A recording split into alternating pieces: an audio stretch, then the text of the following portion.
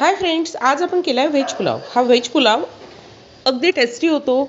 चला सुरुवात करूया. यासाठी तांदूळ 2 ते 3 पाण्याने धुवून घ्यायचे. बासमती तांदूळ घेतले, अर्धा तास भिजायला ठेवायचे. कढईमध्ये तेल गरम करायचे. तेल गरम झालं की आपण त्यामध्ये घालायचे खडे मसाले.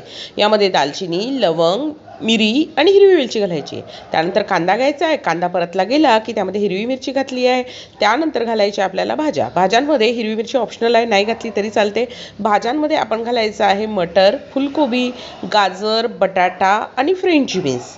या भाज्यासुद्धा तेलावर व्यवस्थित परतून घ्यायच्या आहे. भाज्या परतल्या गेल्या की त्यानंतर आपल्याला यामध्ये घालायचा आहे आपला धुतलेला तांदूळ. तो तांदूळसुद्धा आपण 1 ते 2 मिनिट या तेलावर परतून घेणार आहे. तांदूळ परतला गेला की त्यामध्ये अर्धा लिंबाचा रस, चवीनुसार मीठ, साखर घालायची चमचाभर, उकळतं पाणी घालायचं आहे. हा केलेला फ्रेश मसाला घालायचा आहे. झाकण ठेवून पुलाव व्यवस्थित शिजू द्यायचा आहे की तुमचा व्हेज पुलाव तयार होतो. रेसिपी आवडल्यास नक्की लाईक करा, शेअर करा आणि सबस्क्राईब करायला विसरू नका.